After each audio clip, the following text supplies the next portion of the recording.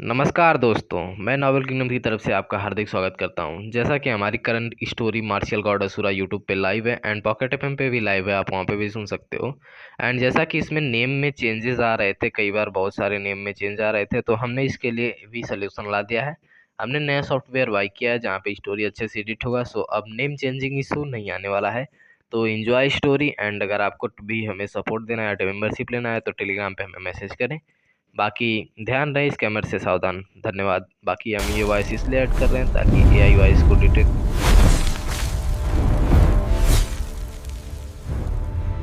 Whoosh. Jitendra अचानक हुए हमले से अचंभित रह गया और रुद्र के मुंह से बुरी तरह गिर पड़ा। कई मीटर दूर हवा में उड़ने के बाद ही उसे होश आया। उसने जल्दी से अपना शरीर घुमाया और पैरों के बल जमीन पर उतरा, लेकिन फिर भी वह रुद्र के पहले वार की ताकत को भेद नहीं पाया। लगभग 12 मीटर तक फिसलने के बाद आखिरकार उसने अपना संतुलन बनाया। ये कैसे संभव है? वह मुझ पर हमला कर सकता है और उसे चोट भी नहीं लग रही। जितेंद्र की पुतलियां कांपने लगीं और उनकी आंखों में आश्चर्य झलक रहा था। कांटों का कवच पहने हुए ये पहली बार था जब वह किसी व्यक्ति के शारीरिक प्रहार की शक्ति से बच निकला। ऐसी स्थिति पहले कभी नहीं हुई थी, यहाँ तक कि तब भी नहीं जब वह गहन साधना स्तर वाले स्वर्ग क्षेत्र के विशेषज्ञ से लड़ रहा था। साथ ही जब रुद्र की मूर्ति सीधे उसके कांटों के कवच से टकराए और वास्तव में उसे जरा भी नुकसान नहीं हुआ, तो यह वास्तव में उसकी उम्मीदों से कहीं अधिक था।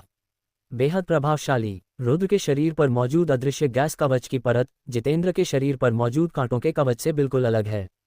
हालांकि इसमें क्षति को वापस लौटाने का प्रभाव नहीं है, फिर भी इससे एक अभेद्यता का आभास होता है, मानो कोई भी चीज उस कवच को भेद नहीं सकती। आखिर ये है क्या ये वही तरीका है जिससे रुद्र ने पिछली बार कांटों का कवच लगभग तोड़ दिया था? क्या ये मुमकिन है कि रुद्र के पास भी कोई एलीट आर्मामेंट हो? नीले लबादे वाले विश्व आत्माविद विपुल ने अपनी आध्यात्मिक शक्ति का इस्तेमाल करके रुद्र के बदलाव को देखा। रुद्र को ढके हुए काले कछुए के कवच की तकनीक को देखकर उसकी आंखें हैरानी से भर उठीं। नहीं, यह उस तरीके से अलग है जो रुद्र ने पिछली बार इस्तेमाल किया था। पिछली बार रुद्र ने जो दिखाया था वह एक मार्शल कौशल था, एक बेहद प्रभावशाली मार्शल कौशल, और उसकी शक्ति ऐसी थी मानो वह हर चीज को भेद सकती हो और उसे रोकने के लिए कुछ भी बाधा न हो। लेकिन इस बार मामला बिल्कुल उलट है। वह भी जो तरीका अपना रहा है वह अलग है, लेकिन उतना ही असरदार है। उसके पूरे शरीर पर पूर्ण सुरक्षा कवच है और उसी सुरक्षा कवच की मदद से वह जितेंद्र पर हमला करता है। मुझे कहना होगा कि रुद्र जिस तरह के तरीके अपना रहा है वैसे तरीके मैंने किसी और पर नहीं देखे हैं। रतन का चेहरा भी सदमे से भर गया था और वह रुद्र की चालों को और भी बुरी तरह समझ नहीं पा रहा था। उसे लग रहा था कि रुद्र ने जो तरीके अपनाए थे वे वाकई बहुत अधिक और बहुत शक्तिशाली थे। वह उनसे कहीं कमजोर था। नहीं, यह कोई मार्शल आर्ट कौशल नहीं है, नहीं यह कोई विशिष्ट शस्त्र है। ठीक उसी समय एक बुजुर्ग की आवाज अचानक विपुल और रतन के कानों में पड़ी। पीछे मुड़कर देखने पर उन दोनों ने पाया कि विश्व आत्मा के नीले रंग का चोला पहने एक बूढ़ा व्यक्ति उनके पीछे खड़ा था, और वह व्यक्ति विश्व आत्मा संघ के प्रबंधकीय बुजुर्गों में से एक था। एल्डर त्रिलोचन, आपने कहा था कि रुद्र भी जिस हथियार का इस्तेमाल कर रहा है वह न तो कोई मार्शल स्किल है और न ही कोई एलीट आर्मामेंट। तो फिर असल में वह क्या है? विपुल और रतन पास आकर धीमी आवाज में पूछने लगे। उन्हें डर था कि कहीं दूसरे उनकी बातचीत न सुन लें। यह एक गुप्त कौशल है। गुप्त कौशल, बिल्कुल सही। गुप्त कौशल अत्यंत शक्तिशाली और अत्यंत विशिष्ट विधियां हैं। शक्ति के मामले में वे 9वें स्तर के मार्शल कौशल से भी ऊपर हैं। इन्हें दुनिया में वास्तव में अद्वितीय कौशल कहा जा सकता है। ऐसी चीजें मेरे 9 प्रांतों वाले महाद्वीप के नीले प्रांत में ही दिखाई देती थीं। 1000 साल पहले उस महाद्वीप में तबाही मचाने वाले नीले ड्रैगन संस्थापक ने एक अत्यंत असाधारण गुप्त कौशल प्राप्त किया था, और ठीक इसी वजह से मेरे वर्ल्ड स्पिरिट गिल्ड के वरिष्ठ सदस्य एक बार गुप्त कौशल के स्रोत का पता लगाने के लिए चुपके से एजियोर प्रांत में घुस गए थे, लेकिन अंत में वे बिना किसी उपलब्धि के लौट आए। अंततः वे एक निष्कर्ष पर पहुंचे। क्या निष्कर्ष निकला? किंवदंतियों की तरह ही गुप्त कौशलों को अर्जित नहीं किया जा सकता। इन्हें केवल पीढ़ी दर पीढ़ी हस्तांतरित किया जा सकता है। लेकिन लोग गुप्त कौशल का चुनाव नहीं करते, बल्कि गुप्त कौशल ही व्यक्ति का चुनाव करता है। इसलिए रुद्र को वाकई बहुत प्रभावशाली कहा जा सकता है, क्योंकि उसने गुप्त कौशल की स्वीकृति प्राप्त कर ली है। इस बच्चे की मेरे विश्व आत्मा संघ द्वारा अच्छी तरह से रक्षा की जानी चाहिए और उसे सावधानीपूर्वक हमारे साथ जोड़ा जाना चाहिए। उसके लिए मेरे विश्व आत्मा संघ से जुड़ना ही सर्वोत्तम है, क्योंकि प्राचीन काल से गुप्त कौशल की स्वीकृति प्राप्त करने वाला कोई भी व्यक्ति ऐसा नहीं था जो पूरे महाद्वीप में अपना दबदबा कायम न कर सके। उदाहरण के लिए वह नीला ड्रैगन संस्थापक। उस समय वह एक ऐसी हस्ती थे जिन्होंने अमरेंद्र राजवंश के लिए भी सिरदर्द पैदा कर दिया था, फिर भी उनका कुछ नहीं किया जा सका। एल्डर त्रिलोचन ने शांत भाव से मुस्कुराते हुए कहा, क्या ये वाकई इतना शक्तिशाली है? एल्डर त्रिलोचन की बात सुनकर, चाहे वह विपुल हो या रतन, रुद्र को फिर से देखते हुए उनकी निगाहें और भी चमक उठी, क्योंकि उन्हें आखिरकार पता चल गया था कि रुद्र की क्षमता कितनी विशाल है। विस्फोटक पवन मुक्का, tornado kick, bang bang bang, तारांकन। जब विपुल और अन्य लोग बातचीत कर रहे थे, तब तक रुद्र और जितेंद्र लड़ते लड़ते दूसरे इलाके में पहुंच चुके थे। जितेंद्र अब किसी भी चीज को छुपा नहीं पा रहा था और उसने रुद्र पर हमला करने के लिए तरह तरह के हथकंडे अपनाने शुरू कर दिए। हालांकि चाहे वह प्रथम श्रेणी, द्वितीय श्रेणी, तृतीय श्रेणी, चतुर्थ श्रेणी, पंचम श्रेणी या यहाँ तक कि छठी श्रेणी की मार्शल स्किल्स का उपयोग करे, वे रुद्र के विरुद्ध बेकार थीं और उनके पास रुद्र की ब्लैक टॉर्टोइस आर्मर टेक्निक को भेदने का कोई तरीका नहीं था। रुद्र तो और भी सीधा साधा था। बिना किसी मार्शल आर्ट कौशल का इस्तेमाल किए, केवल ब्लैक टॉर्टोइस आर्मर तकनीक से प्राप्त अजेय शरीर और अपनी शारीरिक शक्ति के बल पर वह जितेंद्र पर लगातार हमले करता रहा। हे भगवान, रुद्र की शक्ति इस स्तर तक पहुंच गई है। केवल अपने शरीर की शक्ति से ही उसने जितेंद्र के इतने भयानक हमलों को रोक दिया। क्या ये लड़का सच में इंसान है?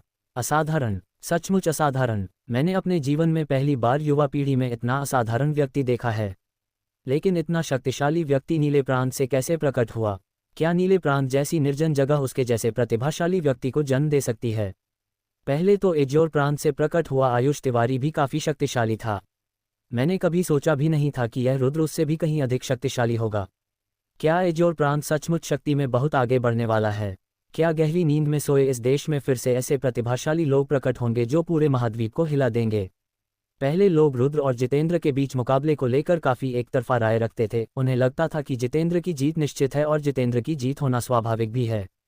लेकिन अब रुद्र की ताकत देखकर कई लोग पूरी तरह आश्वस्त हो गए हैं। बहुत से लोग रुद्र की शक्ति को पहचान चुके हैं और मानते हैं कि वह भविष्य में पूरे महाद्वीप को हिला देने वाला या फिर एज्योर प्रांत को अत्यधिक शक्तिशाली बनाने वाला व्यक्ति हो सकता है। अगर वह इसी तरह अपनी शक्ति का विकास करता रहा तो भविष्य में उसे कम नहीं आंका जा सकता। ये सब क्यों हो रहा है? क्या ये आदमी सच में इंसान है? ये तो मेरे छठे दर्जे के मार्शल स्किल्स को भी रोक सकता है। लगातार शक्तिशाली हमलों के बाद जितेंद्र का चेहरा पीला पड़ गया था और पसीने की बड़ी बड़ी बूंदें गिर रही थीं। अपने जीवन में पहली बार उसका सामना इतने कठिन प्रतिद्वंद्वी से हुआ था। रुद्र ने उसे लगभग एक गतिरोध में धकेल दिया था। ऐसी स्थिति में जहां उसकी सबसे शक्तिशाली मार्शल कला भी बेकार हो गई थी, उसे सच में समझ नहीं आ रहा था कि वह रुद्र से कैसे लड़े। क्या उसे अपने एलीट आर्मामेंट की शक्ति का उपयोग करने की वास्तव में आवश्यकता थी? लेकिन अगर एलीट आर्मामेंट भी रुद्र के विरुद्ध काम नहीं कर पाता, तो क्या वह पूरी तरह से पराजित नहीं हो जाता और रुद्र का नाम और भी बढ़ जाता? झटका ठीक उसी समय जितेंद्र को लगा मानो उसकी दृष्टि एक पल के लिए चमक उठी हो और एक भूत की तरह रुद्र उसके सामने प्रकट हो गया। होठों के कोनों पर एक मुस्कान लिए रुद्र ने ठंडे स्वर में कहा, अब इसे खत्म करने का समय आ गया है। और जैसे ही उसने बोलना समाप्त किया, रुद्र ने अचानक हमला कर दिया। ब्लैक टॉर्टोइस आर्मर तकनीक से लैस उसकी मुट्ठी हवा को चीरती हुई जितेंद्र की छाती की ओर बढ़ी। बकवास! ये शब्द सुनकर जितेंद्र का चेहरा बदल गया और उसका दिल कांप उठा। उसे लगा जैसे उसकी रीढ़ की हड्डी में सिहरन दौड़ गई हो और पूरे शरीर में पसीना आ गया हो। उसे रुद्र के शरीर से ऐसी चुनौती का सामना करना पड़ा जो उसने पहले कभी महसूस नहीं की थी। मानो उससे काफी छोटा वह युवक सचमुच उसे एक ही मुक्के से हरा सकता हो। धड़ाम मुक्का पड़ते ही एक भयंकर लहर दौड़ गई। चूंकि जितेंद्र भी उस लहर के दायरे में था, इसलिए वह भी उड़ गया, लेकिन इस बार वह स्थिर रूप से नहीं उतरा। इसके बजाय वह भयंकर रूप से जमीन पर गिर पड़ा। धमाका तीव्र बल के कारण जमीन पर फैली नीले रंग की आत्मा संरचना हिल उठी, मानो वह शक्ति को रोक न पा रही हो। जितेंद्र के शरीर में भी दिल दहला देने वाला दर्द हुआ। तुरंत बाद उसके मुंह में गर्म तरल पदार्थ आया। ये खून था। रुद्र के मुक्के से जितेंद्र ने सचमुच खून की उल्टी कर दी थी। धिक्कार है, लेकिन स्वाभाविक रूप से जितेंद्र उस खून को उल्टी करके बाहर नहीं निकाल सका। इसलिए उसने अपने दांत कसकर भींचे और जबरदस्ती उसे वापस निगल लिया। उसी समय उसके दिल में क्रोध उमड़ पड़ा। जब रुद्र ने उसे उस स्थिति में मजबूर किया तो उसके हृदय में एक अत्यंत तीव्र विचार उत्पन्न हुआ। वह था अपनी वास्तविक साधना का प्रदर्शन करना और स्वर्गलोक के प्रथम स्तर की साधना से रुद्र को एक ही प्रहार में मार डालना। हालांकि उसके मन में एक तर्कसंगत आवाज थी जो कह रही थी कि वह ऐसा नहीं कर सकता क्योंकि वहां बहुत सारे विशेषज्ञ मौजूद थे। यहां तक कि अगर वह सचमुच अपनी पूरी शक्ति का इस्तेमाल भी करे तब भी शायद वह रुद्र को मार ना पाए। अगर तब भी वह रुद्र को नहीं मार पाता तो उसकी बहुत बेइज्जती होगी। आखिर उसने शुरुआत में ही जीवन से वादा किया था। अगर वह अपने वादे से मुकर जाता है तो स्वाभाविक रूप से वह हंसी का पात्र बन जाएगा। तारांकन वूश! जैसे ही जितेंद्र हिचकिचा रहा था, रुद्र फिर से उसके सामने आ गया और उसी समय रुद्र की मुट्ठियां, जो ब्लैक टॉर्टोइस आर्मर तकनीक से ढकी हुई थीं, एक हिंसक तूफान की तरह एक बार फिर जितेंद्र की ओर फेंकी गईं तारांकन स्विश। लेकिन रुद्र की मुट्ठी भर ताकत से जितेंद्र के शरीर पर वार करने से पहले ही अचानक उन दोनों के बीच एक आकृति प्रकट हुई। साथ ही एक शक्तिशाली बड़े हाथ ने रुद्र की कलाई को कसकर पकड़ लिया। यह आभा, उसी क्षण रुद्र ने अपनी कलाई से अपने शरीर में एक अत्यंत प्रचंड ऊर्जा का प्रवाह महसूस किया, लेकिन वह उस शक्तिशाली ऊर्जा का मुकाबला नहीं कर सका। ये दिव्य शक्ति थी। दिव्य शक्ति अत्यंत प्रबल थी और उसने तुरंत उसके शरीर पर कब्जा कर लिया। इसके कारण वह 1 इंच भी हिलने में असमर्थ हो गया और वहीं बेसुध खड़ा रहा। लेकिन रुद्र के हमलों को रोकने के बाद उस व्यक्ति ने तुरंत अपना हाथ हटा लिया, जिससे रुद्र को अपनी ताकत वापस पाने में मदद मिली। जब रुद्र ने आंखें उठाकर देखा तो वह आश्चर्यचकित रह गया कि उसके सामने खड़ा व्यक्ति एक अधेड़ उम्र का आदमी था। उस आदमी की भौहें तलवार जैसी थीं, आंखें बाज जैसी थीं और उसका चेहरा किसी धारदार ब्लेड की तरह तेज था, जिस पर कुछ बेहद मर्दाना विशेषताएं थीं। सबसे महत्वपूर्ण बात यह थी कि उन्होंने प्रतिष्ठित विला के विशिष्ट वस्त्र पहने हुए थे, जो आम लोगों के वस्त्रों से बिल्कुल अलग थे। उनकी साधना तो और भी असाधारण थी। इसे केवल 2 शब्दों में वर्णित किया जा सकता है, अथाह गहराई। Lord villa head. उसी समय जब वह अधेड़ उम्र का व्यक्ति प्रकट हुआ, प्रतिष्ठित विला के आसपास मौजूद सभी लोगों के चेहरे बदल गए और उनकी बातों से रुद्र को भी उस व्यक्ति की पहचान का पता चल गया। वह प्रतिष्ठित विला का मुखिया था, जो वर्तमान में 9 प्रांतों के महाद्वीप के सबसे शक्तिशाली लोगों में से एक था। मेरे दोस्तों, जब ताकत की तुलना करना उचित हो तो रुक जाओ। आज मुझे थोड़ी इज्जत दो और इस लड़ाई को यहीं खत्म करो। कैसा रहेगा? प्रतिष्ठित विला के प्रमुख ने मुस्कुराते हुए उन दोनों से कहा। जब उन्हें प्रतिष्ठित विला के मुखिया के अनुरोध का सामना करना पड़ा, तो जितेंद्र चाहे कितना भी अहंकारी क्यों न हो, उसे फिर भी उसकी बात माननी ही पड़ी।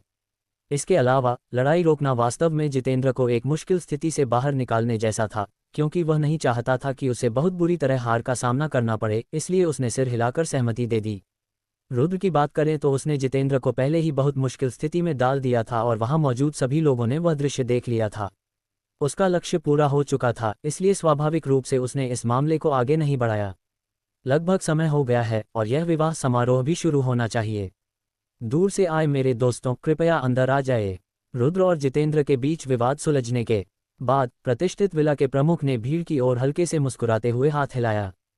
फिर एक दूसरे से इतनी सटी हुई भीड़, जहां पानी भी नहीं गुजर सकता था, खुशी से झूम उठी और सभी लोग पर्वत शिखर की ओर चल पड़े। स्वामी विद्यालय प्रमुख। लेकिन तभी प्रतिष्ठित विला से एक बुजुर्ग व्यक्ति उपस्थित हुए और धीमी आवाज में बोले, आयुष तिवारी आज नहीं आए हैं। ऐसा लगता है कि उनका आने का इरादा नहीं है। ओह! ये शब्द सुनकर प्रतिष्ठित विला के मुखिया पहले तो थोड़ा चौंक गए, लेकिन उनके चेहरे के भावों में कोई खास बदलाव नहीं आया। फिर उन्होंने रुद्र की ओर मुस्कुराते हुए कहा, रुद्र, क्यों न तुम हमारे साथ मंच पर आकर थोड़ा आराम करो। उन शब्दों के बोले जाने के बाद वहां मौजूद लगभग सभी लोगों के चेहरे का भाव बदल गया, विशेष रूप से लवकेश का। उसकी निगाहें रुद्र पर ईर्ष्या से भरी थीं और उनमें थोड़ी सी निर्दयता भी थी। ऐसा इसलिए था क्योंकि हर कोई जानता था कि वह मंच किस चीज का प्रतीक था। इस विवाह समारोह में एक बेहद आलीशान मंच था। मंच पर कुछ खास कुर्सियां थीं और वहां से हर चीज को और भी करीब से देखा जा सकता था। हालांकि उन कुर्सियों पर केवल विशेष दर्जे के लोग ही बैठ सकते थे। ये कहा जा सकता है कि उन कुर्सियों पर बैठने वाले लोग ही इस विवाह समारोह के सबसे महत्वपूर्ण और सम्मानित अतिथि थे। युवा पीढ़ी के लिए केवल 10 सीटें थीं। ये सीटें उन 8 प्रतिभाशाली लोगों के लिए थीं जिन्हें प्रतिष्ठित निमंत्रण पत्र प्राप्त हुए थे, साथ ही रतन और जीवन के लिए भी थी जिन्होंने असीमित भूमिगत महल में प्रथम स्थान प्राप्त किया था। और उस समय प्रतिष्ठित विला के प्रमुख द्वारा रुद्र को आमंत्रित करने का कारण ये था कि आयुष तिवारी उपस्थित नहीं थे और एक अतिरिक्त सीट खाली थी। लेकिन फिर भी उस सीट पर सामान्य व्यक्ति नहीं बैठ सकते थे। आखिरकार यहाँ तक कि लवकेश के पास भी वह योग्यता नहीं थी, इसलिए रुद्र ने विनम्रता से कहा, यह उतना अच्छा नहीं होगा, है ना? आखिरकार, अरे हाँ, असल में मंच पर सीटें सबसे महत्वपूर्ण मेहमानों के लिए आरक्षित होती हैं। रुद्र, सबने तुम्हारी ताकत देखी है, इसलिए तुम निश्चित रूप से उस सीट पर बैठने के योग्य हो। तो रुद्र, इसे टालो मत और हमारे साथ मंच पर चलो। प्रतिष्ठित विला के प्रमुख ने हल्की मुस्कान के साथ पूरी ईमानदारी से यह बात कही। जी हाँ भाई रुद्र, मना मत करो, चलो चलें। इसी बीच उसके आसपास के कुछ लोग भी उसे प्रोत्साहित करने लगे। रुद्र की वर्तमान साधना चाहे जो भी हो, उसने पहले जो शक्ति और अपार क्षमता दिखाई थी वह सबने पहचान ली थी। लगभग सभी को लगता था कि रुद्र में प्रदर्शन मंच पर जाने की योग्यता है। जब बात यही है तो मैं इसे विनम्रतापूर्वक स्वीकार करता हूँ। ये देखकर रुद्र ने अब और टालमटोल नहीं की, इसलिए लवकेश की ईर्ष्या भरी नजरों के बावजूद वह प्रतिष्ठित विला के प्रमुख के साथ साथ रतन, जीवन, विपुल और अन्य लोगों के पीछे पीछे भव्य मंच पर चढ़ गया। इसके बाद बाकी सभी लोग अपनी अपनी सीटों पर बैठ गए। प्रतिष्ठित विला के मुखिया ने पहले अभिवादन किया, फिर तुरंत बाद उन्होंने इस विवाह समारोह की मुख्य पात्रों 100 सुंदरियों के आगमन की घोषणा की। तारांकन आओ टिल्ड टिल्ड टिल्ड। उनके बोलते ही आकाश से कान फाड़ देने वाली चीखें सुनाई दीं। जब उन्होंने सिर उठाकर देखा तब उन्हें पता चला कि तारों की रोशनी से जगमगाते रात के आकाश में विशाल रंगीन सारस उड़ रहे थे। रंग बिरंगे सारस भी सवारी के एक प्रकार थे। उनकी गति सफ़ेद सिर वाले चीलों के लगभग बराबर थी, लेकिन उनकी संख्या बहुत कम होने के कारण उनकी कीमतें सफ़ेद सिर वाले चीलों से कहीं अधिक थीं, यहाँ तक कि कई गुना अधिक भी। और उसी क्षण आकाश में 100 सारस चक्कर लगा रहे थे। वे 100 सारस बेहद खूबसूरत थे क्योंकि वे रंगों से भरे हुए थे। खासकर जब लगभग 100 सारस एक साथ इकट्ठा होकर तारों की तेज रोशनी में चक्कर लगा रहे थे तो वे अत्यंत मनमोहक लग रहे थे। उसी क्षण सभी ने सिर उठाकर देखना शुरू किया। वे अपनी निगाहें आसमान पर गड़ाए हुए थे क्योंकि सभी जानते थे कि प्रतिष्ठित विला की सावधानीपूर्वक तैयार की गई 100 सुंदरियां आ रही हैं। Swish swish swish. अचानक आकाश से हवा को चीर देने वाली आवाजें आईं और रंग बिरंगे सारसों में से 10 मादा सारस स्कर्ट पहने हुए नीचे उतर आईं। उन स्त्रियों के शरीर मंद प्रकाश से ढके हुए थे। उनके चेहरे स्पष्ट रूप से दिखाई नहीं दे रहे थे, यहाँ तक कि उनके वस्त्रों का रंग भी स्पष्ट रूप से नहीं दिख रहा था।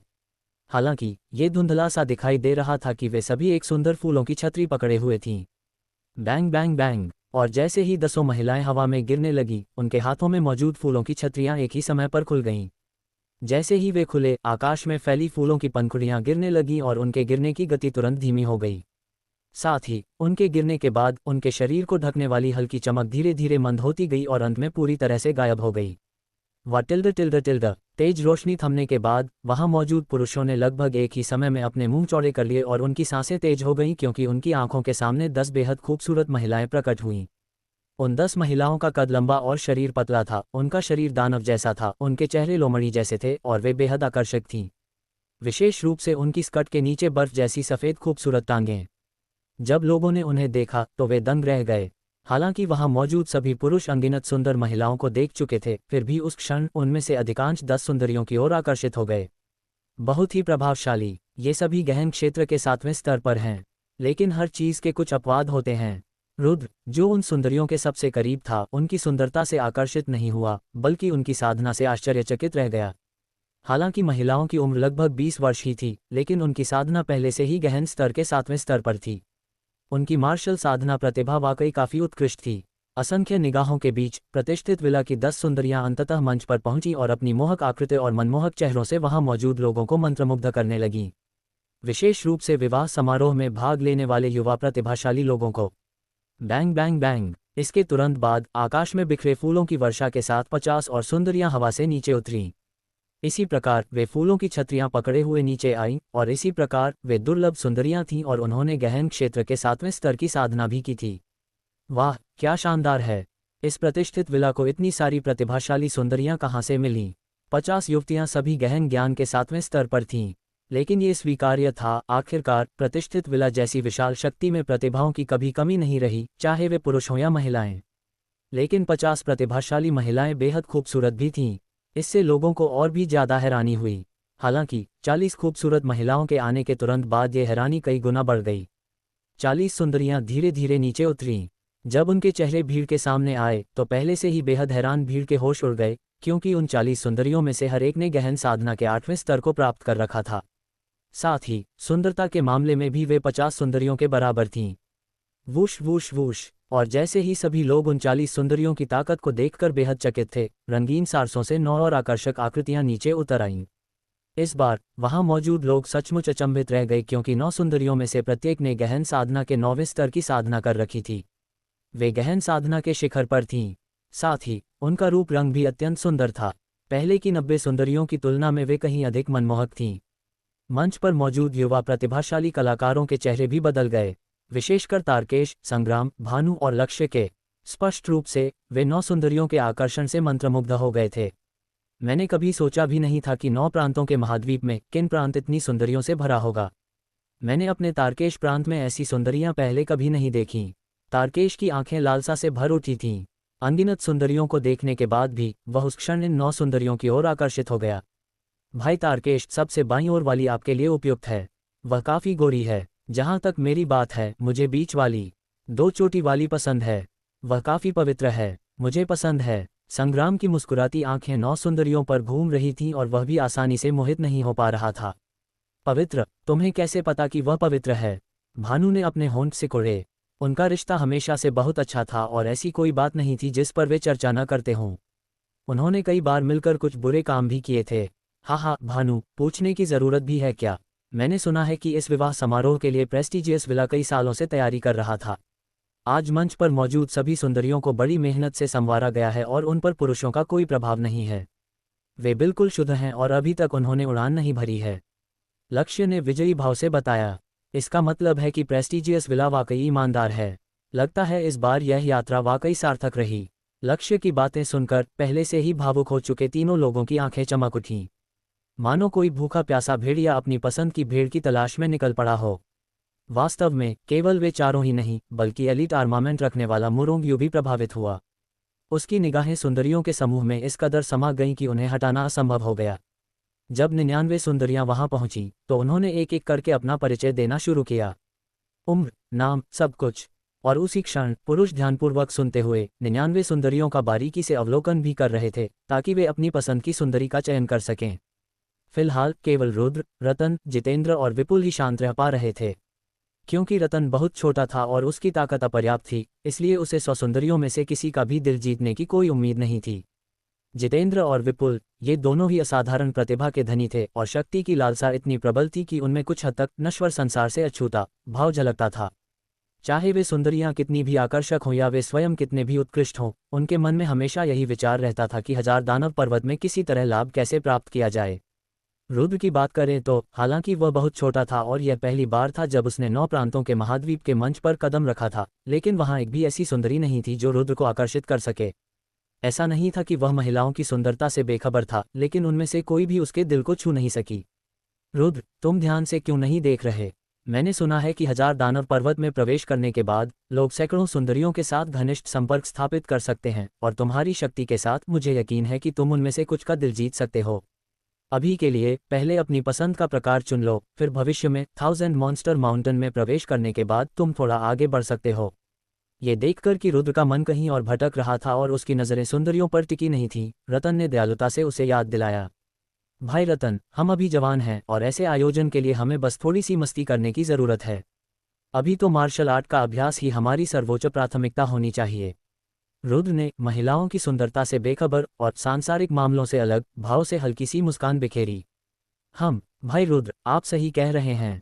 हमारे युग में हमें वाकई मार्शल आर्ट के अभ्यास पर ध्यान देना चाहिए और इसे अपनी सर्वोच्च प्राथमिकता बनानी चाहिए। भविष्य में पुरुष और स्त्री के बीच के संबंधों पर विचार करने में देर नहीं होगी। रुद्र की बात सुनकर रतन को भी यह बात काफी तर्कसंगत लगी और उसने सिर हिलाकर सहमति जताई। लेकिन अगर उसे पता होता कि ये शब्द बोलने वाला रुद्र वास्तव में अब नाबालिग नहीं रहा तो निस्संदेह वह गुस्से से खून उगल देता। मंच पर मौजूद सुंदरियों द्वारा अपना परिचय देने के बाद प्रतिष्ठित विला के प्रमुख खड़े हुए और जोर से बोले, 9 प्रांतों के महाद्वीप के सभी शीर्ष प्रतिभावानों, क्या आप उन 100 सुंदरियों से संतुष्ट हैं जिन्हें मेरे प्रतिष्ठित विला ने सावधानीपूर्वक चुना है? हम हैं। स्पष्ट आवाजें आपस में गूंज गईं और गरज की तरह पूरे इलाके में गूंज उठी, जिससे हर किसी की मौजूदा उत्साहित भावनाओं का पता चला। युवा प्रतिभाओं की प्रतिक्रियाओं का सामना करते हुए प्रतिष्ठित विला के प्रमुख ने संतुष्टि से अपना सिर हिलाया और फिर कहा, मुझे यकीन है कि निम्नलिखित व्यक्ति से सभी अधिक प्रसन्न होंगे। जब वह बोल रहा था तब प्रतिष्ठित विला के प्रमुख ने मुख्य शहर के ऊपर आकाश की ओर इशारा किया और उसकी उंगली का अनुसरण करते हुए उस दिशा में देखने पर लोगों ने आश्चर्य से पाया कि रात के आकाश में एक सुंदर पालकी हवा में तैर रही थी। पालकी की सामरियां बेहद खास थीं। वे क्रिस्टल की तरह चमकदार थीं। खासकर रात के आकाश में वे झिलमिलाती और चमकती थीं, जिससे वह असाधारण रूप से खूबसूरत दिखती थी। मैं तो लगभग भूल ही गई थी कि अभी एक और खूबसूरत हसीना बाकी है।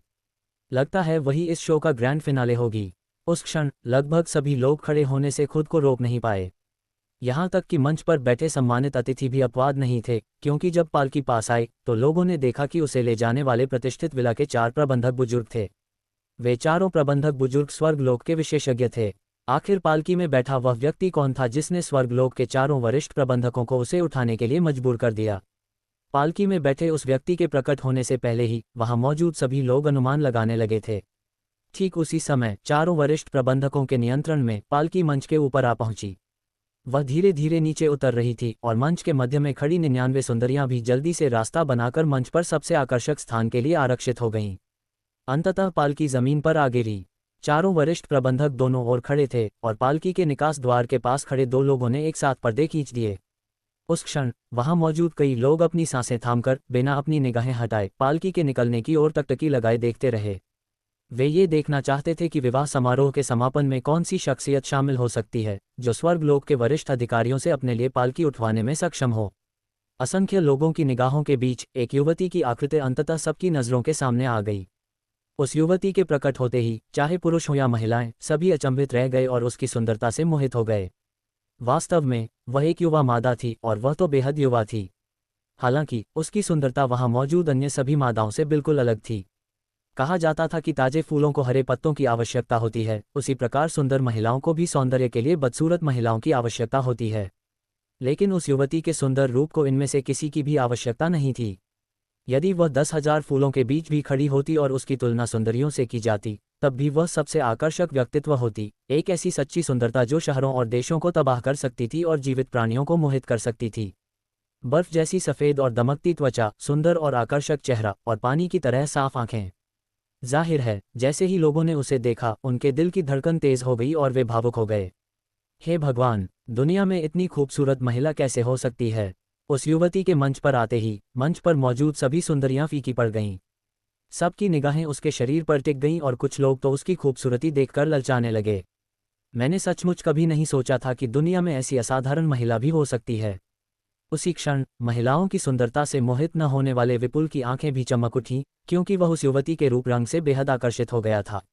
जितेंद्र की भी यही हालत थी। आमतौर पर घमंडी रहने वाला वह व्यक्ति भी उस युवती का चेहरा देखकर अनजाने में घबरा गया। यहाँ तक कि अमरेंद्र राजवंश से आया युवा प्रतिभाशाली व्यक्ति जो मंच पर मौजूद सुंदरियों की ओर सीधे देखता भी नहीं था और हमेशा नींद में रहता था, जीवन भी उस क्षण अपना मुंह चौड़ा करने से खुद को नहीं रोक सका। यह उसकी है। लेकिन दूसरों की तुलना में रुद्र का वर्तमान भाव थोड़ा बदल गया था। हालांकि वह पहले काफी शांत था। उसकी आंखों में सदमा झलक रहा था और उसके दिल में इस समय बहुत बड़ी हलचल मची हुई थी जो लगातार बढ़ रही थी। क्योंकि ठीक उसी क्षण पास में प्रकट हुई युवती वही बैंगनी वस्त्रधारी युवती थी जिससे वह उस दिन श्वेत बाग विला में मिला था, जिसने श्वेत बाग वध तकनीक पर बहस की थी। वही दिव्य शरीर वाली युवती। हालांकि महज 1 वर्ष के भीतर उस युवती की साधना प्रथम स्तर से बढ़कर 9वें स्तर तक पहुंच गई। वह सचमुच 9वें स्तर पर थी। 1 वर्ष के भीतर ही वह प्रथम स्तर से 9वें स्तर पर आ गई थी। वाह, उसकी शक्ल देखकर तो लगता है उसकी उम्र सिर्फ 15 साल ही होगी, है ना। 15 साल की उम्र में ही गहन क्षेत्र के 9वें स्तर में प्रवेश करना, क्या वह जीवन के बराबर नहीं है। युवती के सुंदर रूप से मोहित होने के बाद लोग उसकी असाधारण शक्ति को देखकर भी अचंभित होने लगे। इतनी कम उम्र में ऐसी साधना शक्ति का होना ये दर्शाता था कि भविष्य में उसकी उपलब्धियां अकल्पनीय थीं। मैंने कभी उम्मीद नहीं की थी कि यह लड़की प्रतिष्ठित विला से होगी और उसकी शक्ल सूरत को देखकर लगता है कि उसका रुतबा और पद नीचा नहीं है। ये ठीक नहीं है। उस साल जो हुआ था उसकी वजह से उसके दिल में अभी भी नफरत भरी होगी। मैं उसे खुद को देखने नहीं दे सकता। स्थिति बिगड़ती देख रुद्र ने सोचा कि वह चुपके से भागने के लिए अपने पैर के तलवे पर थोड़ा तेल लगा ले। भाई रुद्र, आप कहाँ जा रहे हैं? ये संभव नहीं है कि यह छोटी सी सुंदरी भी आपका ध्यान आकर्षित न कर पाए। लेकिन रुद्र के मुड़ने से पहले ही रतन ने रुद्र का हाथ पकड़ लिया। अरे मैं धत तेरे की। रुद्र कुछ समझाने की कोशिश कर रहा था, लेकिन जब उसने अपना सिर पीछे घुमाया तो पाया कि मंच पर मौजूद कुछ लोगों ने उसकी हरकत देख ली थी और सब उसकी तरफ देख रहे थे। सबसे अहम बात यह थी कि बैंगनी कपड़े पहनी युवती ने भी रुद्र को देख लिया था। उसे देखकर युवती के चेहरे के भाव में भी थोड़ा बदलाव आया और उसकी खूबसूरत पुतलियां अचानक सिकुड़ गईं। रुद्र ने उसकी आंखों में बर्फीली ठंडी रक्तपिपासा का अंश देखा। हालांकि वह रक्तपिपासा बस एक पल के लिए ही प्रकट हुई और गायब हो गई, इसलिए संभवतः उसके अलावा किसी और ने इसे नहीं देखा होगा। लेकिन रुद्र को देखने के बाद बैंगनी वस्त्र पहने युवती ने कुछ नहीं कहा। इसके बजाय उसने ऐसा दिखावा किया मानो वह रुद्र को जानती ही न हो और अपना प्यारा सा चेहरा दूसरी ओर मोड़ लिया। ये देखकर रुद्र का दिल जो गले तक आ गया था आखिरकार शांत हो गया।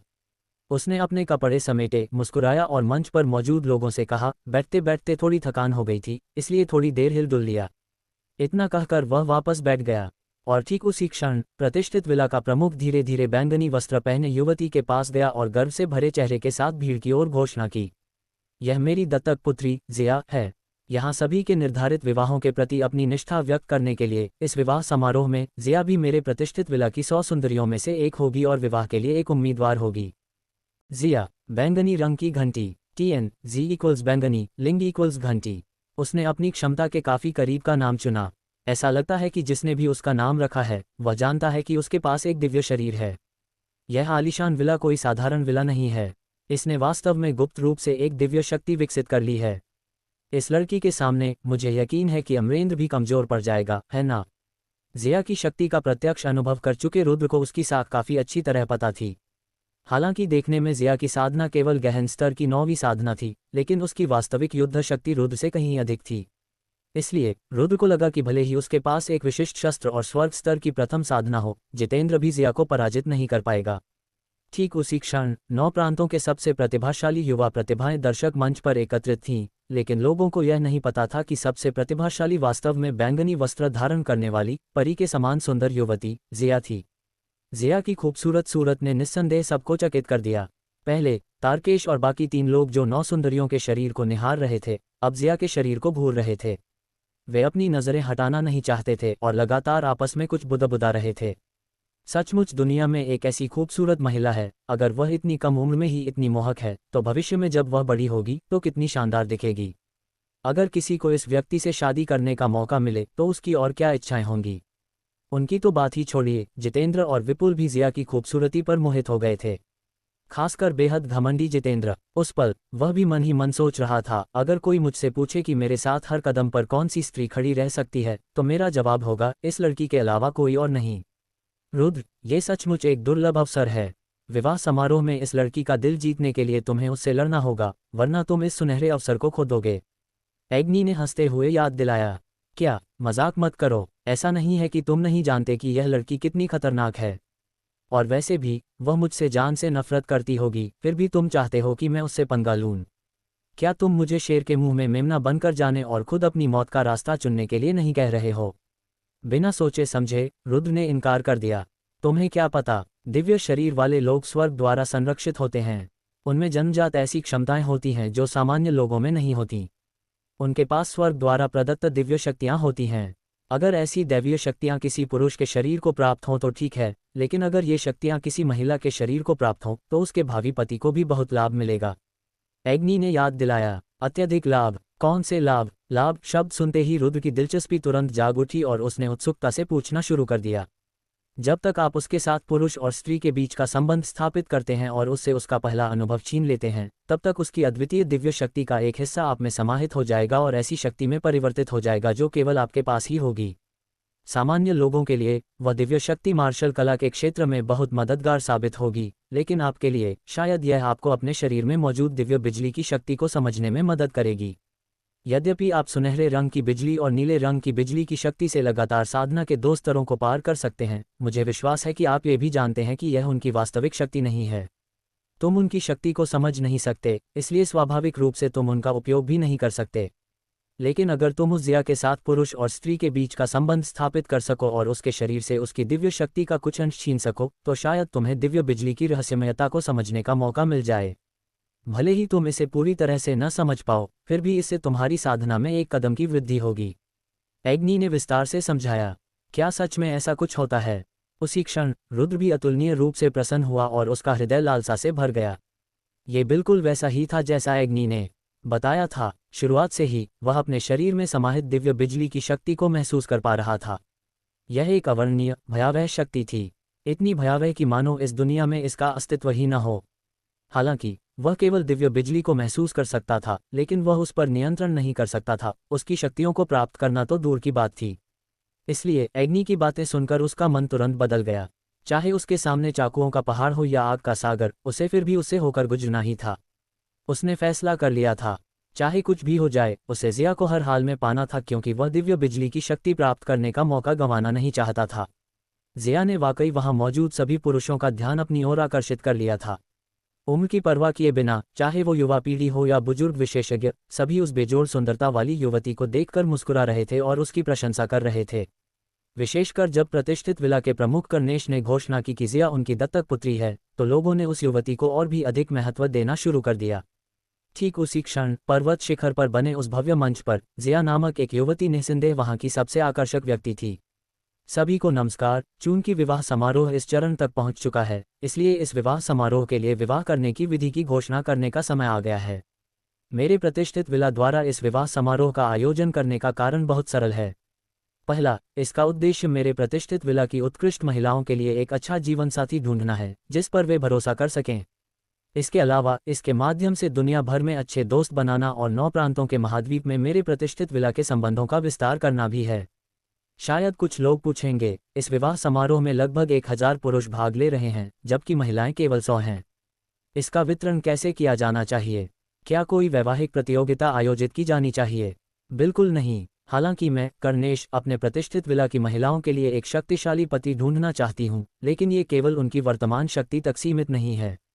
मेरी नज़र उनकी भविष्य की क्षमता पर है। यही कारण है कि मैंने पहले परीक्षण में 2 असीमित भूमिगत महल खोले। यही कारण है कि यहाँ गहन क्षेत्र के साथ साथ उत्पत्ति क्षेत्र के भी प्रतिभाशाली लोग मौजूद हैं। यद्यपि आपकी वर्तमान शक्ति में बहुत अंतर है, फिर भी आप सभी में समान गुण हैं। अर्थात मार्शल कला साधना के मामले में आप सभी में बहुत अच्छी प्रतिभा है और भविष्य में आप सभी का बहुत अच्छा विकास होगा। इस विषय पर शायद कुछ लोग पूछेंगे, चूंकि यह तय करने के लिए वैवाहिक प्रतिस्पर्धा की कोई आवश्यकता नहीं है कि कौन किसी सुंदरी को घर वापस ला सकता है, तो यह विवाह समारोह कैसे आयोजित किया जाएगा? दरअसल यह अभी भी बहुत सरल है। मैं चुनाव करने की शक्ति अपनी 100 महिलाओं को सौंपता हूँ। मेरे प्रतिष्ठित विला में एक विशेष कार्यक्रम आयोजित किया जाएगा। मेरे प्रतिष्ठित विला की 100 महिलाएं भी इस कार्यक्रम में भाग लेंगी। यह आप सभी के लिए एक दूसरे के करीब आने का भी एक अवसर है। मुझे पूरा विश्वास है कि साथ रहते हुए 100 महिलाओं को अपने मनपसंद पति मिल जाएंगे और इस आयोजन के समाप्त होने के बाद 100 महिलाएं ये घोषणा कर सकेंगी कि वे किससे संतुष्ट हैं और उस समय यह विवाह समारोह भी पूर्ण रूप से संपन्न हो जाएगा। प्रतिष्ठित विला के प्रमुख कर्णेश ने जोर से यह बात कही। तो बात कुछ इस तरह है, क्या हमें 100 सुंदरियों का ध्यान आकर्षित करने के लिए अपनी क्षमताओं का उपयोग करना चाहिए, न कि केवल युद्ध कौशल का? ये तरीका काफी दिलचस्प है। उसी क्षण लोगों के समूह बेचैन होने लगे। कई लोगों ने कर्णेश की पद्धति का समर्थन किया क्योंकि इससे सभी को एक अवसर मिला था। वह चाहता है कि हम 100 सुंदरियों के संपर्क में रहें और अपनी ताकत का इस्तेमाल करके उनमें से किसी एक को अपने आलिंगन में लें। सुंदरता के मामले में हम चारों भाइयों से बेहतर कौन हो सकता है? तारकेश आत्मविश्वास से भरा हुआ था। मेरे तीनों भाइयों, इन 9 सुंदरियों में से किसी एक को चुन लो। मुझे तो सिर्फ लेडी जिया ही काफी हैं। संग्राम ने कहा। संग्राम, क्या तुम्हें शर्म नहीं आती? क्यों न पूछो, हम चारों भाइयों में से कौन उन 9 सुंदरियों के बारे में सोच रहा है? कौन अपने दिल में जिया के बारे में नहीं सोच रहा है? और वैसे भी जिया के सामने क्या वे 9 लड़कियां वाकई सुंदर हैं? भानु ने ताना मारते हुए कहा।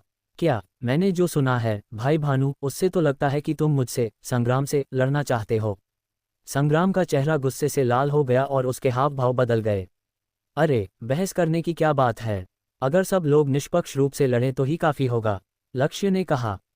तो चलो लड़ते हैं। कौन किससे डरता है? बाकी तीनों ने ठंडी सी हंसी उड़ाई। चारों लोगों के बीच हुई बातचीत मानसिक संदेशों के माध्यम से हुई, इसलिए अन्य लोगों को पता नहीं चला कि वे किस बारे में चर्चा कर रहे थे। और विवाह समारोह की विधि की घोषणा करने के बाद विला के मुखिया कर्णेश ने एक बार फिर घोषणा की। इस विशेष आयोजन का स्थान 1000 मॉन्स्टर माउंटेन है। हुआ टिल्ड। ये शब्द सुनते ही तुरंत अफरा तफरी मच गई। सच्चाई से अनजान कई लोग बेहद हैरान रह गए। 1000 राक्षसों का पर्वत आखिर कौन सी जगह थी? ये तो एक वर्जित भूमि थी। क्या उस प्रतिष्ठित विला ने हमेशा से ही इसे स्पष्ट रूप से प्रतिबंधित नहीं किया था और किसी को भी 1000 मॉन्स्टर माउंटेन में कदम रखने की अनुमति नहीं दी थी? आसपास खड़े लोगों की उलझन के विपरीत, जिन लोगों को पहले ही जानकारी मिल चुकी थी, उनके होठों के कोनों पर एक उत्सुकता भरी मुस्कान उभर आई क्योंकि असली शानदार शो आखिरकार शुरू होने वाला था। सभी लोग आश्चर्यचकित होने की कोई आवश्यकता नहीं है। चूंकि यह एक विशेष अवसर है, इसलिए इसके लिए एक विशेष स्थान होना ही चाहिए। मैं कर्णेश अपने प्रतिष्ठित विला की 100 महिलाओं के लिए पति ढूंढ रही हूँ, इसलिए स्वाभाविक रूप से आवश्यकताएं थोड़ी सख्त होनी चाहिए। यद्यपि मार्शल आर्ट की प्रतिभा अत्यंत आवश्यक है, लेकिन किसी व्यक्ति का साहस उससे भी अधिक आवश्यक है। साहस का प्रदर्शन तभी संभव है जब व्यक्ति वास्तविक खतरे का सामना करे। और 1000 राक्षसों का पहाड़ किसी के साहस को परखने के लिए सबसे अच्छी जगह है। निश्चित रूप से 1000 राक्षसों के पर्वत में प्रवेश करने में खतरे तो हैं ही, और वहां किसी की जान भी जा सकती है। इसलिए मैं कर्णेश सबके लिए मुश्किलें खड़ी नहीं करूंगा। यदि किसी को लगता है कि वे 1000 दानव पर्वत में अपनी रक्षा नहीं कर सकते, तो वे अभी यहां से जा सकते हैं। मैं, कर्नेश, उन्हें बिल्कुल नहीं रोकूंगा। उसी क्षण अशांति और भी बढ़ गई। हर कोई आपस में बातचीत और फुसफुसाहट कर रहा था, लेकिन पूरा 1 घंटा बीत जाने के बाद भी किसी ने भी वहां से जाने का फैसला नहीं किया। कारण बहुत सीधा था, जब ऐसा समय आता है तो कौन इतनी आसानी से हार मानने को तैयार होगा। इसके अलावा अगर कोई इस समय पद छोड़ देता है तो इसका मतलब होगा कि वह सबको बता रहा है कि वह ये काम नहीं कर सकता। इससे न केवल उसकी प्रतिष्ठा को ठेस पहुंचेगी, बल्कि उसकी सत्ता भी धूमिल हो जाएगी और भविष्य में सत्ता में लौटने के बाद उसके लिए फिर से सिर उठाना मुश्किल हो जाएगा। इसलिए स्वाभाविक रूप से किसी ने भी हार मानी और उस परिस्थिति का सामना करते हुए कर्नेश ने अपनी इच्छा पूरी होते देख मुस्कुराया, क्योंकि सब कुछ उसके हाथ में था और उसके सामने का दृश्य बिल्कुल उसकी अपेक्षाओं के अनुरूप था। ऐसा लगता है कि मैं, कर्नेश, गलत नहीं था। यहाँ के युवा वास्तव में 9 प्रांतों के महाद्वीप में सबसे उत्कृष्ट हैं, न केवल मार्शल कला की प्रतिभा के मामले में बल्कि साहस के मामले में भी। चूंकि बात ऐसी है, इसलिए मैं इस घटना के विवरण के साथ साथ 1000 मॉन्स्टर माउंटेन की परिस्थितियों की भी घोषणा करूंगा। 1000 राक्षसों का पर्वत एक ऐसी भूमि है जिस पर विशालकाय जीवों का शासन है। इसके भीतर अनगिनत विशालकाय जीव रहते हैं। उनकी साधना शक्ति अत्यंत प्रबल है और उन्हें कम आंकने की कोई गुंजाइश नहीं है। 1000 राक्षसों का पर्वत 5 क्षेत्रों में विभाजित है। इन 5 क्षेत्रों पर क्रमशः 5 राक्षस राजाओं का नियंत्रण है। 5 राक्षस राजाओं की ताकतें न केवल बेहद मजबूत हैं, बल्कि उनके बीच कोई टकराव भी नहीं है, बल्कि उनके संबंध बेहद अच्छे हैं। इसका ये भी अर्थ है कि 5 राक्षस राजा एक ही समूह हैं, जिसके कारण 1000 राक्षसों के पर्वत में मौजूद सभी राक्षसी जीव एक हो जाते हैं। मनुष्यों के प्रति उनकी तीव्र घृणा के अलावा मैं 1000 राक्षसों के पहाड़ को 9 प्रांतों के महाद्वीप में सबसे जोखिम भरे स्थानों में से एक मानता हूँ। इसीलिए मेरे प्रतिष्ठित विला ने इसे एक निषिद्ध भूमि घोषित किया है और किसी को भी 1000 दानव पर्वत में कदम रखने से मना किया है। कर्नेश ने विस्तार से समझाया। 1000 राक्षसों का पर्वत इतना जोखिम भरा है और वहां रहने वाले विशालकाय जीव इतने खतरनाक हैं। अगर हम वहां प्रवेश करते हैं और वे हमें देख लेते हैं तो क्या हम उन्हें क्रोधित नहीं कर रहे हैं? क्या आपको उनके प्रतिशोध का डर नहीं है? आप सीधे आग से खेल रहे हैं और खुद को जला रहे हैं। ठीक उसी समय दर्शक दीर्घा में बैठे जीवन ने अचानक बोलना शुरू किया। दरअसल कई लोगों के मन में यही सवाल था, लेकिन केवल वही इस तरह पूछने की हिम्मत कर रहा था। हो, तुम्हारी बात सही है। अगर उन भयानक राक्षसों को पता चल गया कि हम 1000 राक्षसों के पहाड़ में घुस गए हैं तो वे अपने तरीकों से निश्चित रूप से इंसानों पर बदला लेंगे। हालांकि मैं अब भी ऐसा करना चाहता हूं। इसका कारण यह है कि पिछले कुछ वर्षों में 1000 राक्षसों के पर्वत में रहने वाले भयानक जीव बेचैन हो गए हैं। 1000 राक्षसों के पर्वत के बाहर के मनुष्यों पर बार बार विपत्तियां आ रही हैं। कुछ गांवों का तो नरसंहार भी हो गया और जांच के बाद पता चला कि इन पापों के लिए जिम्मेदार 1000 राक्षसों के पर्वत में रहने वाले वही भयानक जीव थे। 1000 दानव पर्वत ने हम मनुष्यों के खिलाफ युद्ध की घोषणा कर दी है। आज हम जो कर रहे हैं वह केवल जवाबी हमला है। इसलिए मुझे उनके प्रतिशोध का डर नहीं है, क्योंकि मैं युद्ध को पूरी तरह से शुरू करना चाहता हूँ। 1000 दानव पर्वत के राक्षसी जीवों को हम मनुष्यों की शक्ति का एहसास कराना चाहता हूँ, ताकि भविष्य में वे अपनी औकात को और बेहतर ढंग से समझ सकें। कर्नेश ने समझाया। लेकिन तुम्हें खुद पर भरोसा नहीं है, इसलिए तुम हमें पानी में घसीट रहे हो और तुम 1000 दानव पर्वत से मिलकर निपटने के लिए हमारी ताकत उधार लेना चाहते हो। जीवन ने तीखे सवाल पूछना शुरू कर दिया। हाँ, लेकिन उसी क्षण कर्नेश जोर से हंसने लगा और फिर जल्दी से बोला, मुझे पता था कि कोई ऐसा सोचेगा।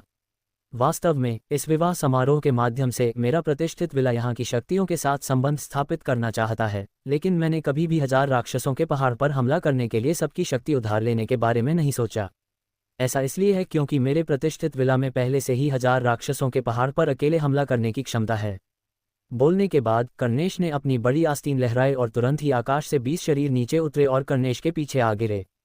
वे 20 बुजुर्ग थे और जिया की पालकी उठाने वाले 4 लोग भी वहां मौजूद थे।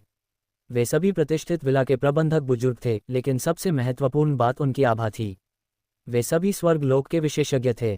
क्या यहाँ स्वर्गलोक के 20 वरिष्ठ गुरु हैं? क्या ये प्रतिष्ठित विला वास्तव में इतना शक्तिशाली है? उस क्षण घटनास्थल पर मौजूद कई लोग बेहद हैरान रह गए। यहाँ तक कि रुद्र भी बेहद अचंभित था, क्योंकि न केवल सभी 20 प्रबंधक वरिष्ठ स्वर्ग क्षेत्र के विशेषज्ञ थे, बल्कि उनमें से कुछ तो स्वर्ग क्षेत्र के दूसरे स्तर, यहाँ तक कि तीसरे स्तर पर भी पहुँच चुके थे। स्वर्गलोक अन्य लोकों से भिन्न था।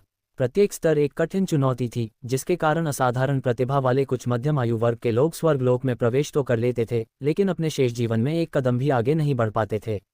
वृद्धावस्था में भी वे स्वर्गलोक के प्रथम स्तर पर ही अटके रहते थे। लेकिन प्रतिष्ठित विला के प्रबंधक वरिष्ठों में वास्तव में ऐसे लोग थे जिन्होंने स्वर्गलोक के दूसरे स्तर, यहाँ तक कि तीसरे स्तर तक भी प्रवेश किया था। तो विला का मुखिया किस स्तर तक पहुंचा था? प्रतिष्ठित विला ने शक्ति का कौन सा स्तर प्राप्त किया था? इस प्रतिष्ठित विला की शक्ति वास्तव में इतनी मजबूत है। उनके पास स्वर्गलोक में 20 प्रबंधक वरिष्ठ हैं, इसलिए विला के प्रमुख के अलावा क्या उनके पास 21 स्वर्गलोक विशेषज्ञ नहीं हैं? उस क्षण विभिन्न शक्तियों के सभी विशेषज्ञों ने अपनी भौहें सिकोड़ ली और उनके हृदयों में अवर्णनीय बेचैनी उत्पन्न होने लगी। चाहे वह अन्य प्रांतों की कोई सर्वोच्च शक्ति ही क्यों न हो, स्थिति एक समान ही थी, क्योंकि कुछ मामलों में प्रतिष्ठित विला की ताकत पहले ही उनसे कहीं अधिक थी। फिलहाल केवल 2 विशेष शक्तियां, विश्वात्मा संघ और जयवंश कबीले ही शांत रह सकते थे। ऐसा नहीं है कि मैं 1000 राक्षसों के पहाड़ को नीचा देख रहा हूं, लेकिन मेरे शानदार विला में निश्चित रूप से उसे मिटाने की क्षमता है। अभी मेरे प्रतिष्ठित विला की सेना एकत्रित हो चुकी है और तैयार है। कल वे 1000 राक्षसों के पहाड़ पर हमला शुरू करेंगे और उन्हें हम मनुष्यों की शक्ति का एहसास कराएंगे। उन्हें ये बता देंगे कि उनके लिए अपने 1000 राक्षसों के पहाड़, अपनी छोटी सी जमीन में कछुए की तरह छिपना ही सबसे अच्छा है। और विवाह समारोह का आयोजन भी वहीं से शुरू होगा। आप सभी चिंता न करें। हालांकि यह एक ऐसा आयोजन है जो साहस की परीक्षा लेता है, मैं आप में से किसी को भी अनावश्यक जोखिम उठाने नहीं दूंगा। हमने 1000 मॉन्स्टर माउंटेन के भूभाग का सर्वेक्षण कर लिया है। 1000 मॉन्स्टर माउंटेन के भीतर 2 क्षेत्र हैं। इन दोनों क्षेत्रों में सबसे कम संख्या में विशालकाय जीव पाए जाते हैं और उनकी ताकत भी तुलनात्मक रूप से कम है। यह आयोजन इन 2 क्षेत्रों में आयोजित किया जाएगा। बेशक प्रवेश करने के बाद आप सभी को स्वयं ही व्यवस्था संभालनी होगी, लेकिन मेरी सलाह यही है कि आप अपने सामने दिखने वाले सभी भयानक राक्षसों को मार डालें, अन्यथा वे निश्चित रूप से आपको मार डालेंगे। भले ही वे आपको न मार पाएं, लेकिन वे और भी शक्तिशाली राक्षसों को जन्म देंगे जो बदले में आप सभी को मार डालेंगे। यह आयोजन 10 दिनों तक चलेगा। 10 दिन बाद आप 1000 मॉन्स्टर माउंटेन से जा सकते हैं और मेरा प्रतिष्ठित विला आपको वापस लाने के लिए लोगों को भेजेगा। और उस समय तक मुझे विश्वास है कि मेरे प्रतिष्ठित विला की 100 महिलाओं के मन में पहले से ही एक संतुष्टि का भाव होगा। आप में से कौन इन 100 महिलाओं का दिल जीत पाएगा, यह इन 10 दिनों में आपके प्रदर्शन पर निर्भर करेगा। कर्णेश ने फिर कहा। वह आत्मविश्वास से भरा हुआ था। उस प्रतिष्ठित विला की भव्यता को देखने के बाद वास्तव में किसी ने भी कोई सवाल नहीं उठाया और सभी ने इस विशेष आयोजन को मंजूरी दे दी। कुछ ही देर बाद पर्वत शिखर पर आपसी सौहार्द बढ़ाने के लिए एक नृत्य कार्यक्रम शुरू किया गया। मंच पर कई सुंदरियों की मनमोहक आकृतियां और उनका मधुर नृत्य प्रदर्शित किया गया। इससे सभी लोग बेहद उत्साहित हो गए और लगातार जयकारे लगाने लगे। कुछ ऐसे निर्लज लोग भी थे जो मंच पर मौजूद सुंदरियों को देखकर अपना आपा खो बैठे। वे एक शांत कोने में छिप गए और मंच पर मौजूद सुंदरियों को देखते हुए उनका दाहिना हाथ अपने आप हिलने लगा और वे चुपके से कुछ नीच हरकतें करने लगे। हालांकि लेडी जिया ने प्रदर्शन के इस सत्र में भाग नहीं लिया। कर्णेश द्वारा कार्यक्रम का विवरण घोषित करने के बाद वह वरिष्ठों के दल के साथ सबसे पहले चली गईं। रुद्र को बाकी सुंदरियों में कोई खास दिलचस्पी नहीं थी। उसका ध्यान रतन, विपुल और वर्ल्ड स्पिरिट गिल्ड की अन्य सदस्यों पर केंद्रित था और वह मजे से शराब पी रहा था। फिलहाल उसने जानबूझकर और अनजाने में कई बड़े दुश्मन बना लिए हैं। 1000 मॉन्स्टर माउंटेन में प्रवेश करने के बाद निश्चित रूप से कोई न कोई उस पर हमला करेगा, इसलिए वह केवल वर्ल्ड स्पिरिट गिल्ड के सदस्यों पर ही भरोसा कर सकता था। कुछ देर तक आनंदपूर्वक शराब पीने के बाद रात काफी अंधेरी हो चुकी थी और चून की कल 1000 दानव पर्वत की ओर प्रस्थान करना था, इसलिए विपुल ने सुझाव दिया कि विश्व आत्मा संघ के युवा सदस्यों को आराम करने के लिए वापस जाना चाहिए और रुद्र और अन्य लोगों ने स्वाभाविक रूप से इस बात को मान लिया। अपने कमरे में लौटने के बाद रुद्र ने सबसे पहले हरी चाय बनाई। आज वह बहुत खुश था, इसलिए उसने काफी चाय पी ली थी। शराब के नशे को थोड़ा कम करने के लिए उसे इसकी जरूरत थी।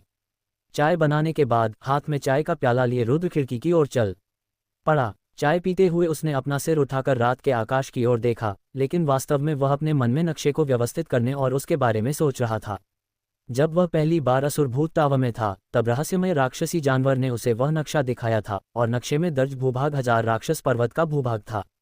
1000 दानव पर्वत के मध्य क्षेत्र में एक विशाल भूमिगत महल था और उस महल के भीतर रुद्र को जिस चीज की जरूरत थी वह वहीं मौजूद थी।